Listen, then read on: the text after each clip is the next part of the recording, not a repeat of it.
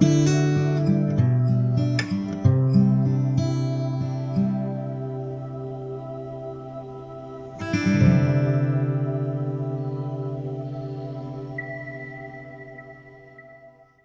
is the probability that at time t, we have the price of the asset being less or equal to the price of the asset at time u?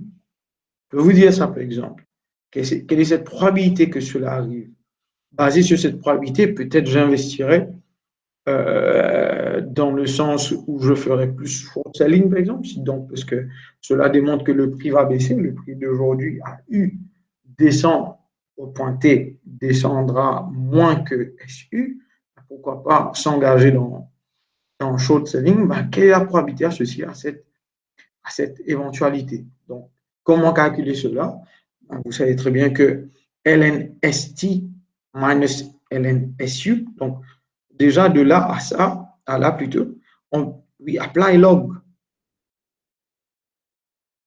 Et c'est important de réaliser que, je prends le stylo vert, que en fait, les signes restent, on va dire la direction de l'inégalité reste la même. Pourquoi? Parce que log is a monotonic increasing function. Monotonic increasing function. Si c'était decreasing, malheureusement, on devrait changer de signe. Donc, c'est important de reconnaître ça. Donc, après, lnst minus lnsu gives me this. Et en fait, on a vu que, auparavant, on a vu que the GBM, lnst minus lnsu, est égal à ça, where x is an n01 run variable. Donc, on remplace justement ça là. Et the only stochastic part is x. Donc, c'est pour cela, we make x subject of formula. And then we have this. This is constant, mu, sigma, tu. They are all known parameters. And then, for sure, we know that this will be phi of x star, where this is the x star. What is phi? Phi is the CDF of a normal, standard normal random variable. Calculation of expected share prices. Donc, on a vu juste avant, on peut calculer the expectation and the variance. On a vu, vous avez prouvé. On peut aussi calculer, par exemple, quelle est la probabilité que le prix sera supérieur au prix d'aujourd'hui, mais augmenté, amplifié par un facteur X%, par exemple. Ou peut-être, if there is 1 minus X%, cela pourrait représenter une baisse. Donc, tout cela est possible par notre assumption of the GBM. Donc, c'est important quand même de faire cette discussion autour de notre log normal model. Donc, je vous rappelle, quand je reviens en arrière, c'est que this is known as the log normal model. Ça. Bien sûr, because the log of the stock price is following a normal distribution. Donc, the log of stock price, following a normal. Donc, le prix suit un log normal. Donc, la discussion dit que c'est plutôt une discussion critique, là, critique dans le sens de comment l'améliorer. Et justement, vous allez voir qu'il y a pas mal de recherches qui tournent autour de ces 8 points énumérés ici. Donc, sigma estimate depends on the sampling rate. J'en ai déjà parlé, sigma. Que ce soit le sigma qu'on va utiliser, nous, ou le sigma que vous avez utilisé dans Advanced Financial Economics, dans l'autre module qui est enseigné, vous allez voir que le sigma matrix, donc tous les deux c'est sigma, ça c'est minuscule, ça c'est matrice. Matrice c'est donc variance covariance matrix. Vous allez voir que this is very sensitive. Ou plutôt, je le dis dans l'autre sens. The output of your portfolio allocation strategy is very, very sensitive to that input. D'accord? Et ça va de soi aussi pour notre sigma de notre modèle. Et on a dit que this sigma estimate depends on the sampling rate. Bien sûr, si par exemple, disons, on a des données sur une journée, donc on est à 0 à 1. Donc, we've got data within that day. Si une personne dit, ben, moi, je vais prendre 5 minutes volatility. Donc, en gros, within that day, you prend to 5 minute data and then calculate the sigma hat, sigma hat 5. Une autre personne dit, non, moi, je vais prendre 10 minutes d'intervalle et je vais calculer mon estimation de sigma, ainsi de suite. Hein. La personne prend 1 minute maintenant. Vous allez voir que ces trois valeurs vont définitivement être très différentes. Donc, pourquoi? Parce que justement, within that day, there are some specificities. Peut-être je vais en parler après le numéro 8, mais tout de même, c'est important de le savoir. Deuxième, practical data have more extreme events. Non-stabilité qui arrive par rapport au fait, par rapport aux crises, par exemple, aux événements, ça des extreme events. D'accord? Donc, par exemple, le cas Covid, où il y a eu confinement dans pas mal de pays, on va dire même dans beaucoup de pays dans le monde, d'accord? Ralentissement, ou même, on va dire, kind of freeze of the economy. Donc, finalement, il n'y a pas eu de transactions financières comme d'habitude. Donc, tout cela représente justement une crise du marché. Donc, dans ces événements, par exemple, on a eu le subprime crisis dans le décennie dernier, d'accord? Donc, on a aussi la crise grecque, par exemple. Donc, tout cela, ce sont des extreme events. Donc, if we want to model returns, we will see that the normality behavior is no more there. Donc, it is not normal. C'est pour cela qu'il y a beaucoup d'avancées dans la recherche, que ce soit académique et aussi within the practice, dans l'industrie. La normalité ne peut plus être utilisée. Fact-tailoredness, en fait, c'est aussi connu comme leptochaoticity. Je crois que j'en avais parlé, c'est quand on a un kurtosis. Le kurtosis de normal distribution is free. Ben, en fait, quand on a un kurtosis qui est bien plus grand, si vous voulez, j'ajoute ça, bien plus grand que 3, on parle de leptochaotic. Si c'est moins que 3, on avait parlé, c'est platychaotic. Volatility smile and skew, c'est quand, en fait, on a une volatilité qui n'est pas constante, en fait. On verra après, peut-être je ne vais pas m'attarder là-dessus. Blaschko's model assume that the sigma is constant. D'accord? Or, lorsqu'on fait en fait l'inversion du Blaschko's model, on n'a pas, en fait, ça c'est sigma, this is, pas trop attendre parce qu'on n'a pas couvert ça encore, strike price.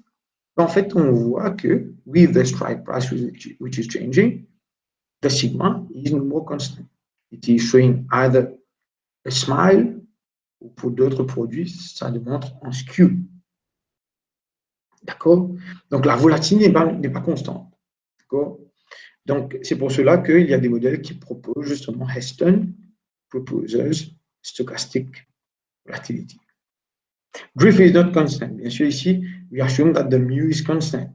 En fait, on verra après, when we will work in the risk-free probability measure world, en fait, on ne peut plus utiliser le drift being a mu qui correspond au marché. We need to consider a drift R. And that drift R, c'est the risk-free rate. The risk-free rate is not constant. Parfois, on utilise justement des modèles stochastiques. Justement, Helen White. On verra après Vasicek, CIR, Cox-Ingersoll-Ross, Vasicek, ainsi de suite. Mean reversion. Il y a pas mal de marchés, en fait. Par exemple, les marchés de Forex, donc Foreign Exchange Rates. Bien sûr, on sait que le taux de change, par exemple, entre USD et MUR, à tôt ou tard, ça va revenir vers une certaine moyenne. On appelle ça un equilibrium level, mean level. Donc, même, on va dire les real estate, on va dire qu'il y a une certaine reversion to a certain mean equilibrium. That mean equilibrium doesn't necessarily shouldn't necessarily be constant over time. Maybe changing with time, but it is not stochastic. Donc, ça aussi, c'est intéressant. Volatility clustering, cela veut dire que, disons, la volatilité avec le temps, on voit que pour un moment, on a we have periods of high volatility and periods of low volatility. Donc, they tend to cluster together. 8, asymétrie in asset prices. Donc, cela rejoint un petit peu ce qu'on a dit, extreme events, leptochaudicity, ainsi de suite. Je pourrais même ajouter un 9e, la saisonnalité, on parle d'intraday seasonality. Parce qu'on voit que within a day, there is a kind of seasonality. Donc, Brown-Motion stochastic calculus. This is a very important tool in order to move on to stochastic finance. Stochastic calculus is very important. When it comes to differentiating or integrating stochastic dynamics, on ne peut plus utiliser deterministic calculus. D'accord? Et on va prouver quel est le souci qui apparaît dans notre cas. dxt, which is assumed to follow this, dxt is following a normal with mu dt as mean and sigma squared dt as the variance. dbt follow a normal 0 dt. dxt is equal to sigma dbt plus mu dt. We want to find x. This is an SD, un stochastic differential equation. We want to find x. Je vous rappelle que on a vu qu'on a ds and I want to find s. Et donc, on a intégré. Donc, c'est ce qu'on va essayer de faire ici. Là. Donc, on intègre directement. On voit que, justement, we have dxt, which becomes xt. Sigma is a constant remains sigma. dbt, when integrated, gives me bt. Plus mu is a constant. dt becomes t. En fait, si on veut l'écrire correctement, on aura justement e plus 6 en r, parce qu'on intègre, parce qu'il n'y a pas de limite ici, mais après, avec la condition exéose que toujours, on remplace très bien. Ça marche.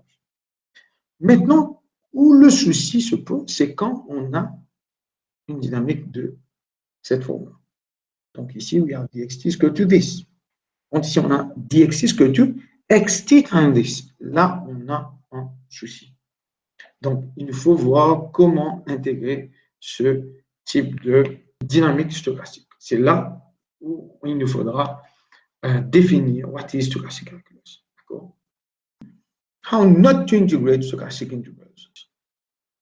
Si on utilise les mêmes méthodes qu'on a vues auparavant, vous allez voir que cela ne marche pas. On essaie.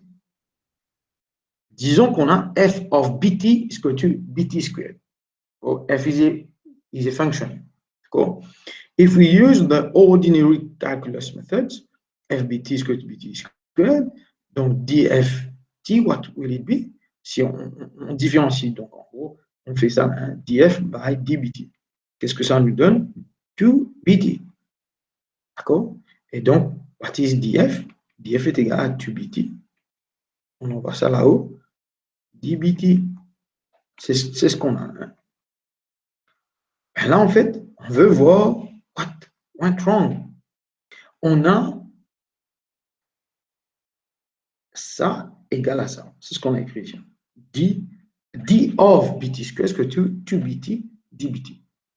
Si j'intègre integrating both sides, si vraiment c'est bon, hein, si ça c'est bon, hein, integrate both sides, il nous faut retrouver le résultat de départ. Integrate both sides, voilà. 0 là. Hein. Maintenant, si vous me posez la question, monsieur, pourquoi bt min bs, en fait, this is known as dummy variables. It is within an integral, donc si je le mets u, p, t, theta, or qu'importe, à la sortie de notre intégration, parce qu'on a des limites, 0 à t, parce qu'on sort de l'intégration, le s, le e, le p, qu'importe ce que vous voulez mettre, ça ne va plus apparaître. Vous êtes d'accord avec moi? D'accord? Maintenant, lorsqu'on intègre ça, la partie de gauche, on voit que c'est égal à pt squared. Ça, c'est bon. Mais par contre, la partie de droite reste 2 the integral of BS dBS. Allons essayer de décortiquer ça. C'est ce qu'on fait ici. En fait, vous êtes d'accord que the integral, en fait, c'est égal à the summation. On peut écrire ça plutôt par approximation.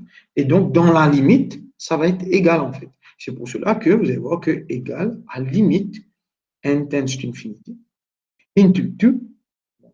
Ces deux-là, c'est ça, en fait. Summation I is equal to 0 n minus 1 b of it over n into b of I plus 1 into t over n minus bi. Bon. Cette partie-là, en fait, cette partie-là représente BS. Et cette partie-là représente dBS. Pourquoi on peut créer ça, en fait? Allons essayer de mettre ça graphiquement. C'est que on a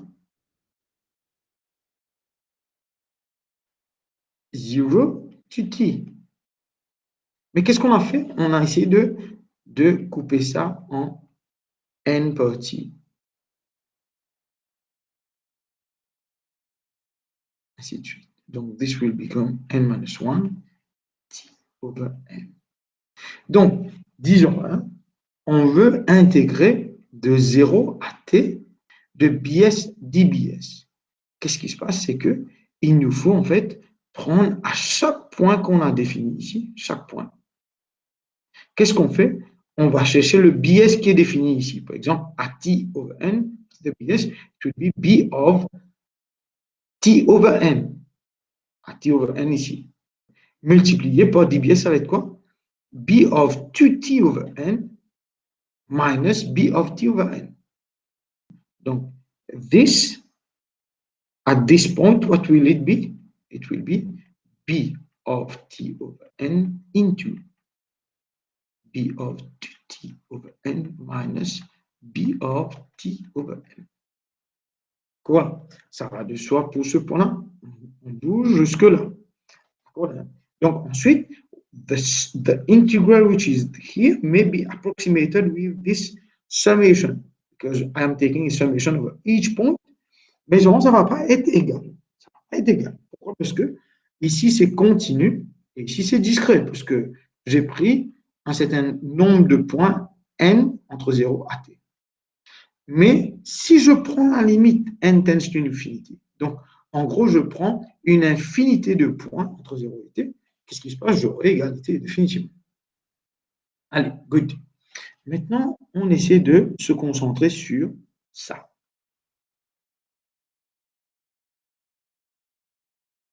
Sur ça. Si vous voyez bien, si vous observez bien, vous allez voir que, en fait, ça, divisé par, disons, divisé par n-1. On prend le tout là.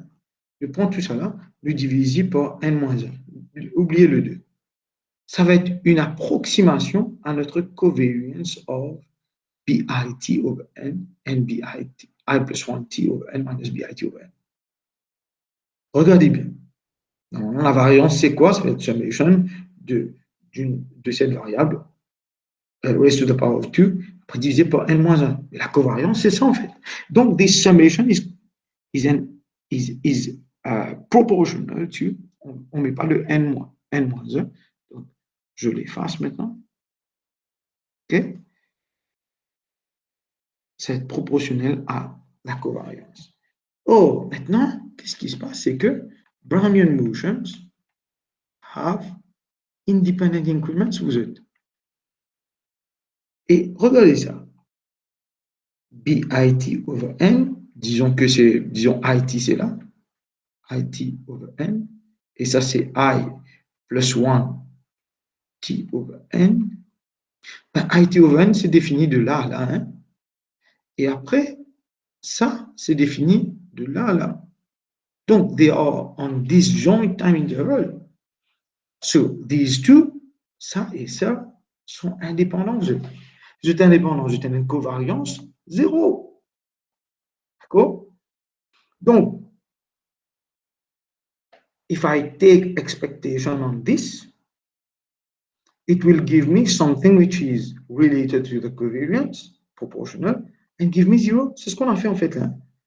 Si on regarde tout ce qui s'est passé ici, vous allez voir qu'en fait, on a fait justement quelque chose qui a trait à la covariance et qui nous donne quelque chose de 0. Maintenant, si on prend l'expectation of this one, qu'est-ce que ça nous donne? Ça nous donne expectation of bt squared.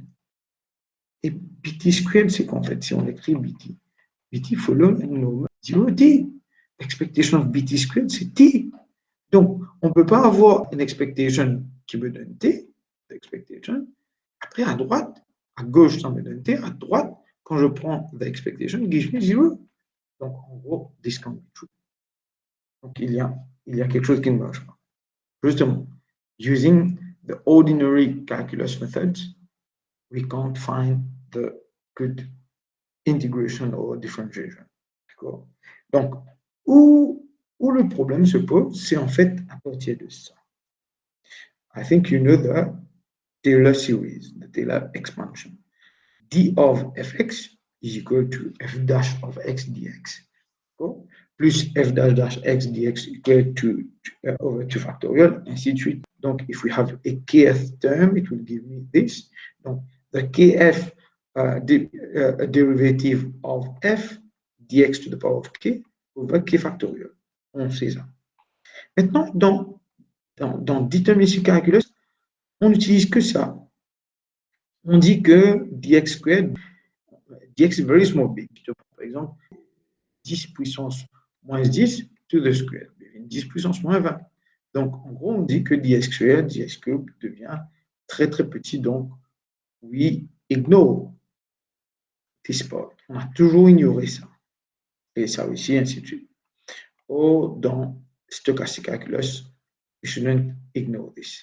On va vous montrer pourquoi. Donc, par exemple, dx squared is negligible. D'accord?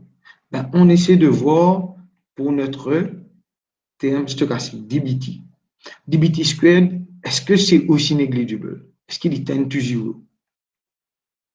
D'accord? Ben, on essaie d'intégrer dbt squared. Encore une fois, on utilise la même méthode. Donc, on discrétise le timeline in n time steps. Donc, ça va être t over n.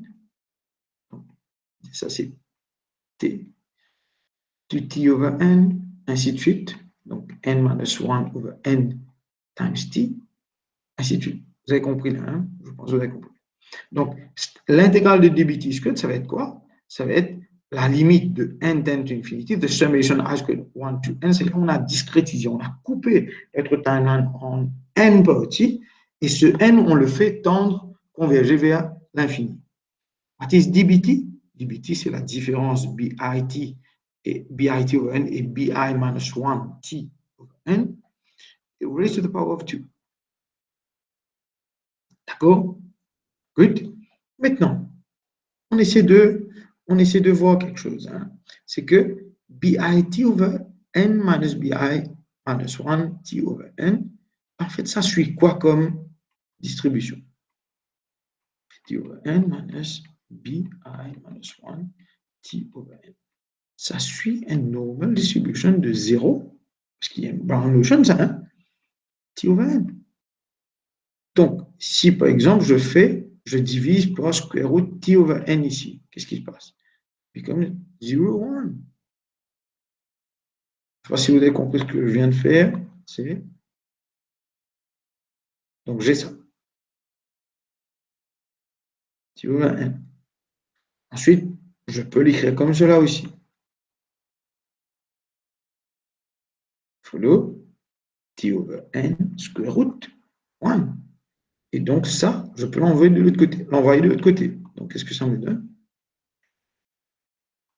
Follow et le tout divisé par square root t over n.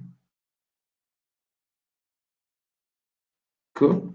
Donc, on définit ça par the zends. Donc, this will follow the normal distribution n0, 1. Et d'autre part, on sait que for i is equal to 1 to n, qu'est-ce qu'on a en fait? On a des définitions d'incrément comme ça. En fait, entre eux, ils sont indépendants parce que these are non-overlapping time intervals. Donc, the z and i's are independently distributed and 0, 1 random variables. Donc, en gros, qu'est-ce qu'on fait? On fait limit n tend to 0, summation de n variables normales raised to the power of 2. Voilà. Donc, en gros, limite n tend to 0, summation de, vous allez voir qu'en fait, on peut remplacer tout ça par Zni times square root n over square root t over square root n. Je dis ça ne pas venir de l'autre côté. Donc, non les ça. Qui devient limite i is equal to 1 to n. Donc, on remplace ça par square root t over n, ou là, on dit t over n, qui est Zni, le tout au carré. Donc, limite n tends to infinity, d'accord, root t squared divided t, summation i is equal to 1 to n Zni squared over n. OK? Donc, lorsqu'on voit ça, là, vous êtes, d'accord? Étant donné que ça, mettez là de haut, là, hein? Limite, summation Zni squared over n. Over n, hein?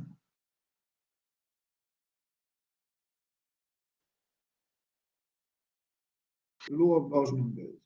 I est toi qui peut égal à t expectation of z squared. Go. And what is the expectation of z squared? It is 1. Donc t. C'est ce qu'on voit ici. Donc en gros, the expectation of this gives me t. Alors que deterministic calculus subjectoire qui est dbt squared tu peux tendre to 0. Donc on allait justement, ignorer ça. Et c'est pas par hasard qu'on a t ici. Et en fait, dans le calcul précédent, we've seen that there is a t here in the left-hand side, t, et l'autre côté 0. Parce que justement, ici, là, dans le même calcul, nous omettons le, ici, nous omettons le t. Le t, il apparaît de l'autre côté, ici, non. Qui fait nous omettons le t parce que justement, on a considéré que dbt, raised to the power of 2, can be ignored, is negligible, alors que ce n'est pas le cas parce que we got the expectation of the integral of dbt to the squared being equal to t. D'accord? Donc, c'est pour cela que you will see that, en général, en fait, on ne peut pas écrire ça. C'est un abus de langage ou d'abus d'écriture mathématique. Mais toujours est-il que c'est utilisé pour nous simplifier. La façon rigoureuse de l'écrire, c'est ça. The expectation of dbt squared is equal to dt. Mais dans certains cas, vous allez voir que juste for the ease of simplification, when writing, we will use this. dbt to the power of 2 is equal to dt. D'accord? Cela nous mène à nos formules fortes. C'est très important dans stochastic calculus, Ito's formula. Donc, it says that if I have a stochastic process x, which is of this form, dx is equal to y dbt, z dt. Donc, en gros, ça, c'est the drift term. Dans notre cas, auparavant, c'était mu. This is the, si vous voulez, volatility part, mais stochastic part, the stochastic component, where yt may be defined like this, a function of xt and t, and zt is a term in xt and t. We are giving the general form of the Ito's formula. dbt is the standard Brownian motion. I've got f of xt. Donc, for xt, I have d of xt. Maintenant, je te dis, I have f of xt. How will I define d of f of xt? Ben, cela dit que it will be given like this. df will be equal to yt, that yt defined here, f dash xt dbt plus zt f dash xt plus half yt squared f dash dash xt dt. If I have dbt to the square, it will give me something which is same as dt. If I have dbt dt, en fait, ça va être comme ici, écrire square root dt, donc dt to the power, full power over 2, which is something which tends to 0. Cool. Donc, c'est important de se rappeler de ça. Donc, let's take these examples. Donc, x is equal to bt and finding dbt squared. Donc, dbt squared, cela veut dire finding d of f of xt. Parce que d of f of xt, ça va être d of xt squared, d of bt squared. Comment le faire? C'est utilisant la formule qui est là. Donc, ça va être yt f dash xt dbt plus zt f dash xt plus half yt squared f dash dash xt dt. Donc, le tout dans dt. Donc, on essaie de voir what is yt. J'ai écrit xt is equal to bt plus dt fois 0. This is 1. Donc, quand je compare avec ça, je vois que dxt is equal to 1 times dbt plus 0 times dt. Donc, ça, c'est pas dt, ça, c'est t.